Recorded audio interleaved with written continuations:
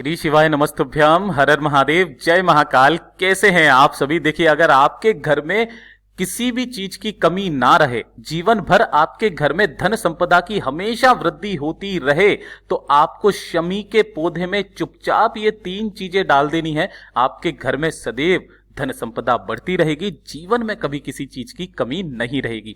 पूज्य गुरु जी की कथा से सुनकर के और समझ करके पूरे उपाय को बड़े ही विस्तार से बताऊंगा, परंतु उससे पहले आप सबसे एक छोटी सी प्रार्थना कि जो लोग पहली बार आए हैं चैनल को सब्सक्राइब जरूर कीजिएगा और वीडियो को लाइक करके देवादिदेव महादेव जी का कोई सा भी प्यारा नाम कमेंट बॉक्स में लिखना बिल्कुल भी मत भूलिएगा। साथ ही साथ पूज्य गुरु जी ने कहा है कि अगर आपके घर की स्त्री इस उपाय को करती है ना, तो इसी वाले उपाय का 10 गुना फल प्रदान होता है। इतना अद्भुत और अचूक उपाय है ये। आप सभी को पता है, कल है प्रदोष का दिन, अगले दिन पड़ रही है शिवरात्रि और फिर पड़ रही है अमावस्या। आपके जीवन में आने वाले ये जो 3 दिन होते हैं ना, आपके जीवन को बदलने की शक्ति रखते हैं। तो पूज्य गुरु जी की कथा से सुनकर और समझकर अच्छे से आपको बताने का पूरा प्रयास करूंगा। इस पूरे वीडियो के अंदर हम लोग 3 महा उपायों के बारे में बात करेंगे, जो कि आपकी अलग अलग कामना पूर्ति के लिए सिद्ध होंगे। काफी सारे लोग मैसेज कर रहे हैं कि भैया प्रदोष कब की मानी जाएगी, त्रयोदशी तारीख जो है, तिथि है, वो कब है, शिवरात्रि कब की मानी जाएगी, क्योंकि पंचांग में कुछ भेद है।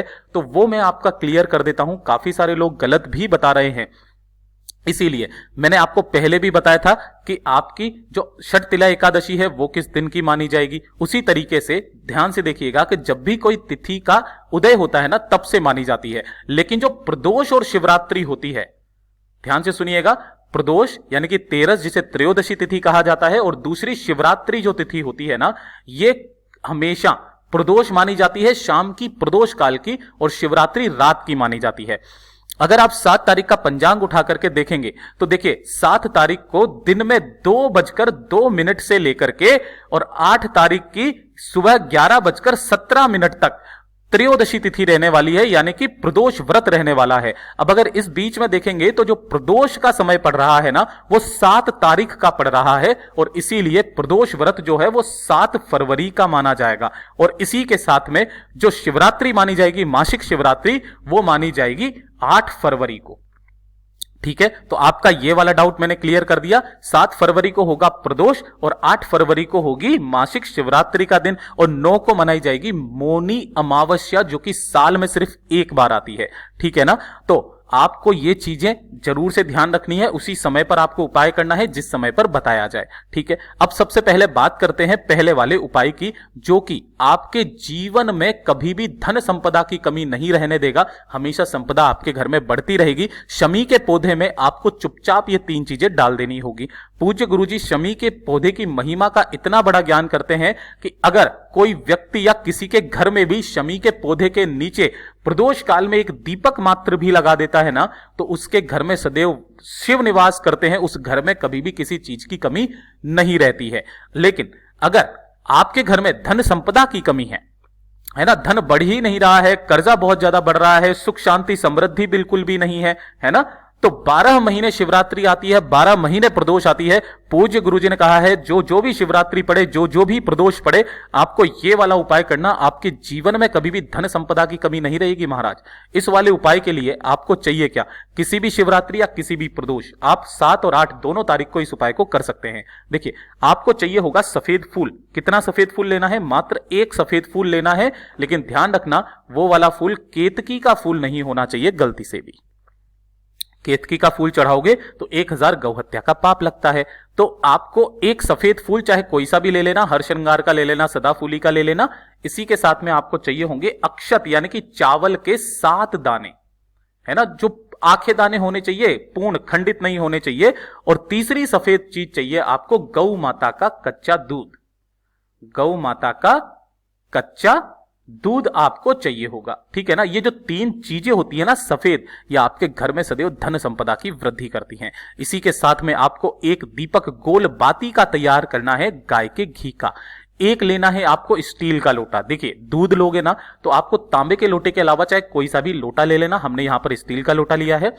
इसी लोटे के अंदर आपको थोड़ा सा गौ माता का दूध जो आपने लिया है वो डाल देना, 7 अक्षत यानी कि चावल के दाने और 1 सफेद फूल इसके अंदर डाल करके इस पूरे के पूरे लोटे को अपने घर के शुद्ध जल से आपको भर लेना है।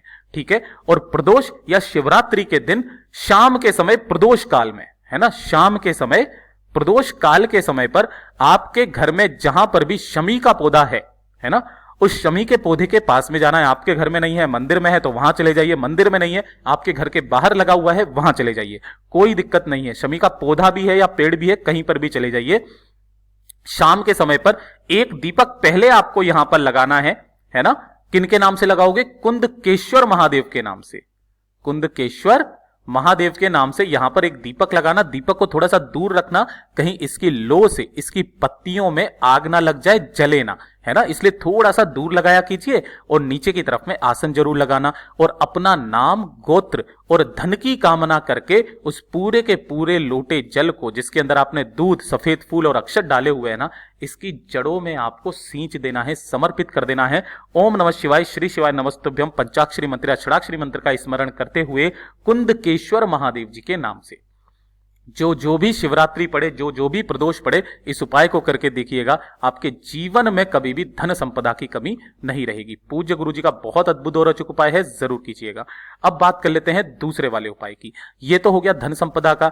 दूसरा वाला जो उपाय है ना, अगर आपकी कोई हृदय की बात है ना, कोई मनोकामना है, कोई विश है, काफी समय से पूरी नहीं हो रही है, आपकी इच्छा जो है वो अधूरी है, तो 12 महीने शिवरात्रि, 12 महीने प्रदोष, किसी भी एक शिवरात्रि, किसी भी एक प्रदोष का नियम बना लीजिए। 1 से 2 शिवरात्रि या 1 से 2 प्रदोष करोगे ना, आपकी वो कितनी भी बड़ी मनोकामना क्यों ना हो, पूरी होगी ही होगी। देखिए, इसके लिए आपको चाहिए क्या, ध्यान से सुनिएगा। मात्र एक बेलपत्र जो कहीं से भी खंडित ना हो, इसी के साथ में आपको चाहिए होगा एक अक्षत चावल का दाना, आखा दाना आपको चाहिए, मात्र एक दाना इसके लिए, ठीक है। और इसी के साथ में आपको चाहिए होंगी 5 दुर्वा गिन करके। अब पूज्य गुरु जी ने यहां पर यह नहीं बताया कि आपको कितने गांठों की दुर्वा चाहिए, आपको गिन करके 5 दुर्वाएं ले लेनी है, ले लोगे। और 1 लोटा शुद्ध जल अपने घर का, ठीक है। किसी भी प्रदोष या किसी भी शिवरात्रि के दिन प्रदोष काल में शाम के समय पर पहुंच जाना देवादिदेव महादेव जी के मंदिर शिवलिंग के पास में। उत्तर दिशा, नॉर्थ डायरेक्शन की तरफ मुंह करके खड़े हो जाना, ठीक है। और खड़े होकर के अपने दाहिने हाथ में सबसे पहले एक चावल का दाना रखना, अपना नाम, गोत्र और जिस तिथि को आप कर रहे हो उस तिथि को बोल करके अपनी कामना कह करके इस चावल के दाने को शिवलिंग के ठीक ऊपर समर्पित कर देना। समर्पित कर दोगे। समर्पित कर देने के पश्चात जो आपने एक बेलपत्र लिया है और ये जो दुर्वा ली है, इन्हें आपको इस क्रम में पकड़ना है कि बेलपत्र इस तरीके से पकड़ोगे और दुर्वा की जो डंडी रहेगी ना, उन डंडियों को भी आपको इसी तरफ में रखना है, कुछ इस तरीके से। और यहां से पकड़ के इन दोनों को शिवलिंग पर एक बहुत ही विशेष स्थान होता है, माता रानी का जो हस्तकमल कटी भाग और माता अशोक सुंदरी के बीच में ये जो खाली स्थान होता है, ये वाला है ना, इस खाली स्थान पर आपको ऐसे समर्पित करना है कि उनकी जो डंडियां रहेगी ना, जैसे बेलपत्र ये हो गया, इसकी डंडी माता अशोक सुंदरी के तरफ हो और जो दुर्वा है वो दुर्वा की भी डंडियां माता अशोक सुंदरी के तरफ हो। अपना दाहिना हाथ इन्हीं के ऊपर रख के अपनी कामना कह करके वापस घर की तरफ चले आ जाना। बाबा ने बोला, एक नियम बना करके किसी भी शिवरात्रि या प्रदोष के दिन जो व्यक्ति कर लेता है ना, उसकी निश्चित ही मनोकामना पूरी जरूर होती है। पूज्य गुरु जी का बहुत ही अद्भुत और अचूक उपाय है, जरूर कीजिएगा। अंत में 1 लोटा शुद्ध जल समर्पित जरूर करके आइएगा। अब बात कर लेते हैं तीसरे वाले उपाय की। देखिए, तीसरा वाला जो उपाय है ना, ये सभी माताओं बहनों के लिए समर्पित है।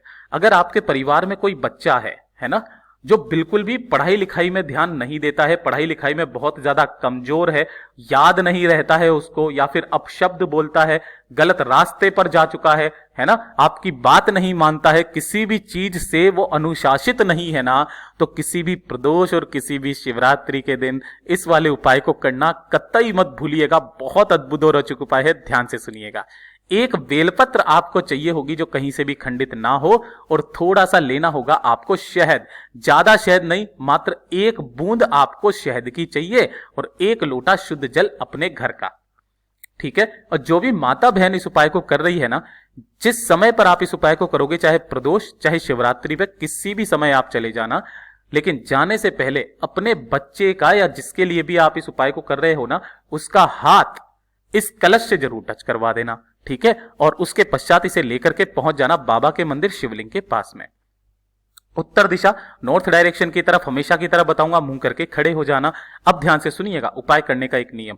जो आपने एक बेलपत्र लिया है ना, इस एक बेलपत्र के नीचे यहां पर ये जो डूट होता है ना, इस जगह पर आपको थोड़ी सी शहद की एक बिंदी यहां लगानी है, और जिस स्थान पर तीनों बत्तियां जुड़ी हुई है ना, एक बिंदी आपको यहां पर लगानी है शहद की, और इसे उठा करके महादेव जी की शिवलिंग पर आपको समर्पित करना होगा। किनके नाम से? तुम रुका महादेव जी के नाम से। यह नाम याद रखिएगा, तुम रुका महादेव जी के नाम से। ऐसे समर्पित करना कि डंडी रहेगी जलाधारी की तरफ, बीच वाली पत्ती का मुख रहेगा आपकी तरफ। अपने बच्चे का नाम और गोत्र बोल करके, कामना कह करके यहां पर समर्पित कर देना, और उसके पश्चात एक लोटा शुद्ध जल इसी बेलपत्र के ऊपर आपको समर्पित कर देना है।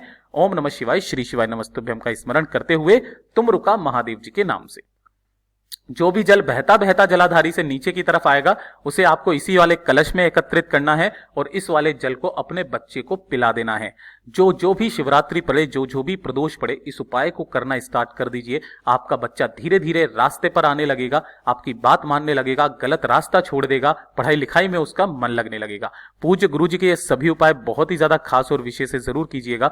वीडियो अगर पसंद आए तो लाइक जरूर करना, साथ ही साथ चैनल को सब्सक्राइब जरूर कीजिएगा। मैं आपसे मिलता हूं अगले वीडियो में, तब तक के लिए ओम नमः शिवाय, जय महाकाल, जय शिव शंकर, श्री शिवाय नमस्तुभ्यम।